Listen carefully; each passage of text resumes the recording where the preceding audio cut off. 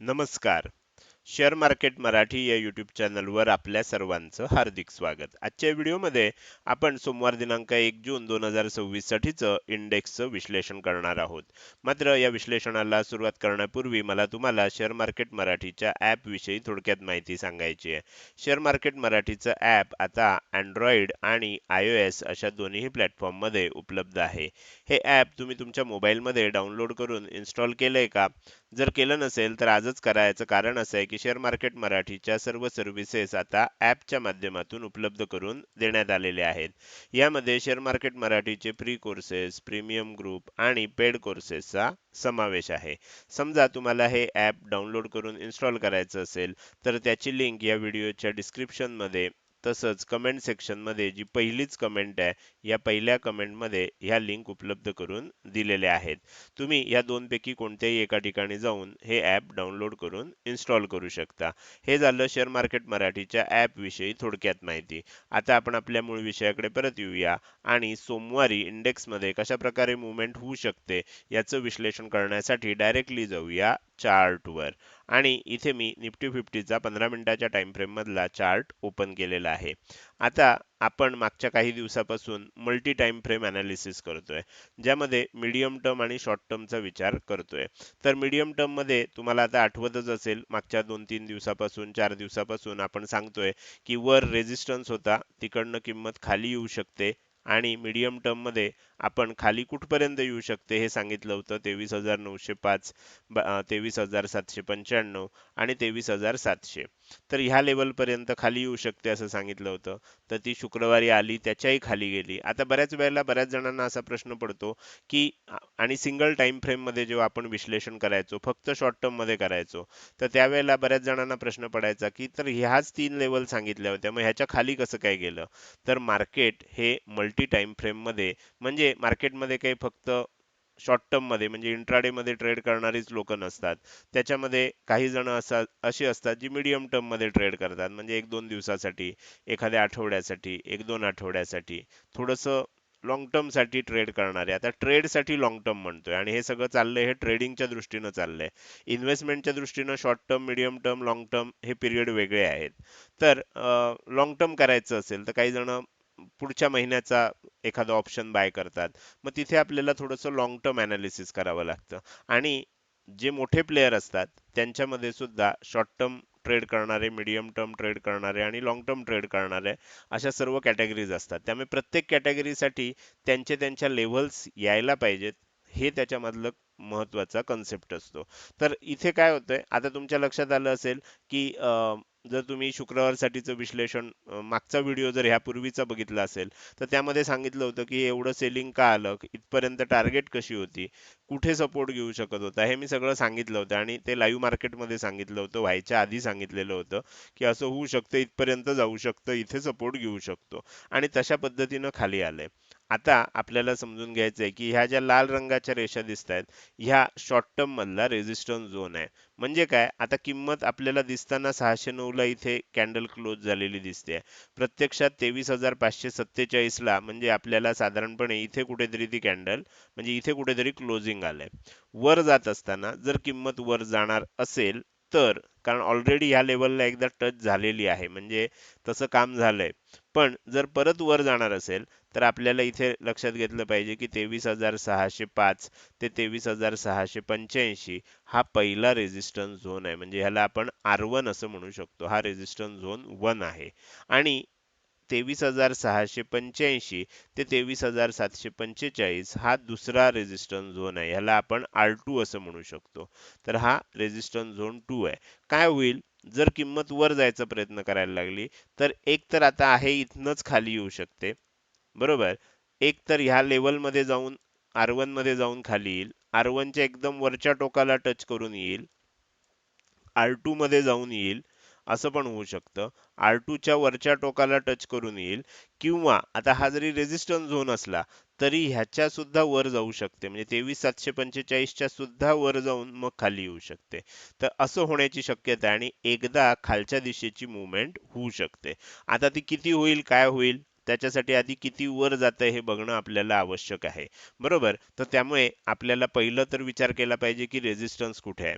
दुसरी महत्वाची गोष्ट लक्षात ठेवली पाहिजे की ह्या रेझिस्टन्स मध्ये रेझिस्टन्स घेऊन किंमत खालीच येणार आहे. तर ह्या दोन गोष्टी जर तुम्ही व्यवस्थित लक्षात ठेवल्या तर मग सोमवारसाठीचं विश्लेषण करणं तुम्हाला सुद्धा सोपं जाणार आहे. त्यामुळे आपण अशी अपेक्षा ठेवू शकतो की आता जे वर आलंय फार फार तर आणि थोडं वर जाऊन परत एकदा खाली येऊ शकते किंमत. अशा प्रकारचं आपल्याला सध्या चित्र दिसतंय. आणि मग जी खाली येईल त्यानंतर मग आपल्याला काय होणार आहे, मग तेजी व्हायला सुरुवात होणार. ज्या वेळेला ही खाली येईल तर खाली येत असताना इथे जिथे कुठेतरी डब्ल्यू पॅटर्न बनेल तर त्यानुसार मग आपल्याला काय होऊ शकतं, किंमत मग परत वर जाताना आपल्याला दिसू शकते आणि मग पुन्हा एकदा तेजीची मूवमेंट स्टार्ट होऊ शकते. तर आत्ता एकदा वर जाऊन खाली येण्याची शक्यता आहे आणि त्यानंतर कदाचित हे सगळं व्हायला सोमवारी काय काय होतंय बघूयाच. कदाचित सोमवार मंगळवार मध्ये हे सगळी प्राइस ऍक्शन आपल्याला बघायला मिळेल. वर जाऊन कदाचित सोमवारी खाली येईल आणि मग मंगळवारी काहीतरी पॉझिटिव्ह न्यूज घेऊन किंमत वर जायला सुरुवात करू शकते. अशा प्रकारचं काहीतरी आपल्याला येणाऱ्या काळात चित्र दिसू शकतं.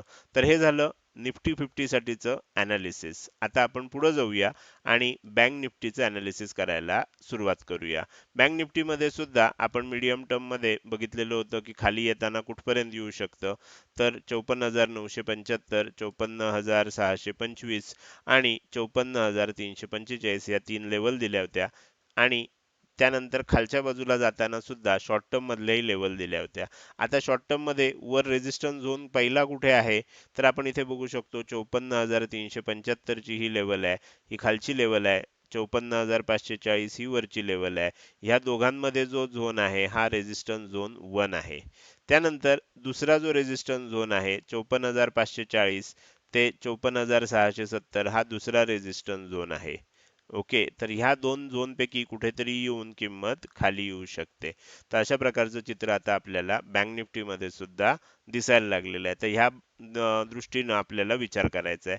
ऑलरेडी जर बघितलं तर इथे ह्या झोनला एकदा टच झालेला आहे, त्यामुळे डायरेक्ट गॅप डाऊन सुद्धा ओपन होऊ शकतं आणि किंमत खाली जाऊ शकते. ऑलरेडी टच झालं नसतं इथे तर मग वर जायची शक्यता होती. आता वर पण जाऊ शकतं आणि खाली येऊ शकतं किंवा डायरेक्ट गॅप डाऊन ओपन होऊन सुद्धा खाली जाऊ शकतं. या दोन्ही शक्यता आपल्याला इथे लक्षात ठेवायच्या आहेत. हे झालं निफ्टी आणि बँक निफ्टीचं सोमवारसाठीचं विश्लेषण. पुढे जाऊन आपल्याला सेन्सेक्सचं विश्लेषण करायचंच आहे. मात्र त्यापूर्वी मला तुम्हाला आपल्या शेअर मार्केट मराठी या यूट्यूब चॅनलच्या मेंबरशिप विषयी माहिती सांगायची आहे. जर तुम्हाला लाईव्ह मार्केटमध्ये अपडेट्स पाहिजे असतील तर तुम्ही काय करू शकता, तर तुम्ही आपल्या यूट्यूब चॅनलवर जाऊन तिथे सबस्क्राईब बटनच्या शेजारी जॉईन बटन तुम्हाला दिसायला लागलं असेल, त्याला क्लिक करून आपल्या यूट्यूब चॅनलची मेंबरशिप घेऊ शकता. आता ही जी मेंबरशिप आहे ह्याच्यामध्ये आपण 4 प्रकार केलेत. पहिला आहे ब्रॉन्झ, दुसरा आहे सिल्वर, तिसरा आहे गोल्ड आणि चौथा आहे प्लॅटिनम. यापैकी आता सध्या फक्त गोल्ड आणि प्लॅटिनम हे दोन मेंबरशिप चालू आहेत. ब्रॉन्झ आणि सिल्वर मेंबरशिप सध्या चालू नाहीये. त्यामुळे तुम्ही जर इथे मेंबरशिप घेतलीत तर तुमचे पैसे काही दिवसासाठी फुकट जाऊ शकतात. लवकरच ह्या मेंबरशिप सुद्धा चालू होणार आहेत. पण सध्या आपल्याला जर घ्यायचीच असेल आणि सुरुवात करून बघायची असेल तर गोल्ड मेंबरशिप पासून अवश्य सुरुवात करून बघू शकता. लाईव्ह मार्केटमध्ये तुम्हाला यूट्यूबच्या साहाय्यानं अपडेट्स मिळत जाणार आहेत.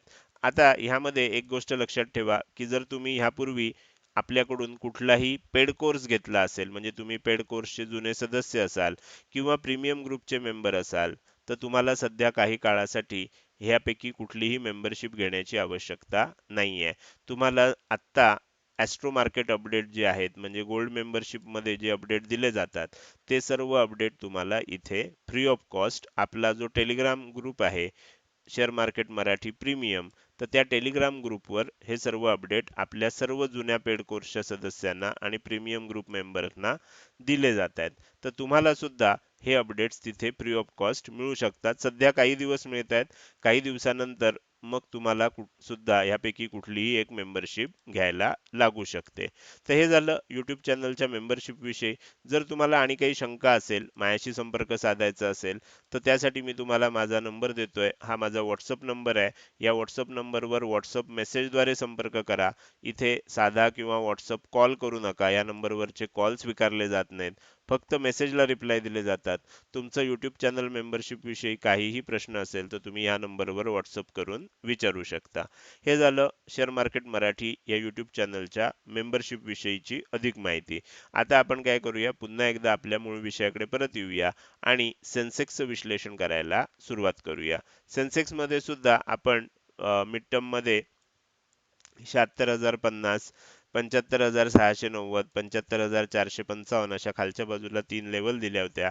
त्या पद्धतीनं किंमत बरोबर त्या ठिकाणी आली आणि त्याच्या थोडी खालीही गेली आहे.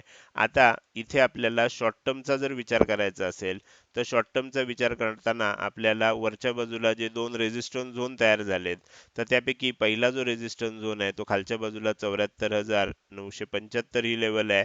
75,200 ही दुसरी लेवल आहे. तर ह्या दोन लेवलमध्ये R1 आहे आपल्याला आणि R2 जो आहे तो 75,200 पासून 75,405 पर्यंत आहे. म्हणजे हा R2 आहे. तर ह्या रेझिस्टन्स झोन पर्यंत कुठेतरी येऊन किंमत खाली जाऊ शकते. ऑलरेडी एकदा आलेली आहे, त्यामुळे डायरेक्ट गॅप डाऊन सुद्धा ओपन होऊन किंमत आपल्याला खालच्या येताना बघायला मिळू शकते. तर एक फायनल मूवमेंट खाली जाण्याची तिन्ही इंडेक्समध्ये अजून शिल्लक आहे. त्यापूर्वीचा एक बाउन्स अपेक्षित होता, तो आलाय असं जर आपण आत्ता मान्य केलं, तर मग सोमवारी कदाचित डायरेक्ट फ्लॅट किंवा गॅप डाऊन ओपन होऊन आपल्याला आणि खाली येताना बघायला मिळेल. किंवा सोमवारी थोडं वर गेलंच तर कोणत्या लेवल पर्यंत कुठे रेझिस्टन्स आहे हे सुद्धा मी तुम्हाला दाखवून ठेवलंय. त्या एरियामध्ये जेव्हा रिव्हर्सल व्हायला लागेल त्यानंतर आणखीन एक खालच्या दिशेनं आपल्याला मंदीचं मुवमेंट बघायला मिळू शकते. तर हे झालं तीनही इंडेक्समध्ये सोमवारी काय होऊ शकतं याविषयी आपण केलेलं ॲस्ट्रो विश्लेषण. आता आपण या व्हिडिओच्या शेवटी आलोय. जाता जाता मला तुम्हाला विचारायचं आहे की आजचा हा व्हिडिओ तुम्हाला कसा वाटला? हा व्हिडिओ जर तुम्हाला आवडला असेल तर नक्कीच तुम्ही या व्हिडिओला एक लाईक करू शकता. कसा वाटला हे कमेंट सेक्शनमध्ये टाईप करून सांगायला अजिबात विसरू नका. लक्षात ठेवा, तुमची एक लाईक आणि एक चांगली कमेंट हीच माझ्यासाठी प्रेरणा असते, ज्याच्या सहाय्यानं रोजच्या रोज हे विश्लेषणाचे व्हिडिओ मी तुम्हाला उपलब्ध करून देत असतो. त्यामुळे अ, त्याचबरोबर आजचा हा व्हिडिओ अजूनपर्यंत तुम्ही बघताय आणि अजूनही जर तुम्ही शेअर मार्केट मराठी या आपल्या YouTube चॅनलला सबस्क्राईब केलं नसेल, तर कृपया सबस्क्राईब करा आणि शेजारी असणाऱ्या बेल आयकॉनला क्लिक करून ऑल असं नोटिफिकेशन निवडा. म्हणजे इथून पुढे रोजच्या रोज येणारे हे विश्लेषणाचे व्हिडिओ मी अपलोड केल्या केल्या तुम्हाला विनाविलंब बघता येतील. आजच्या या व्हिडिओमध्ये मी इथेच आपली रजा घेतोय. धन्यवाद.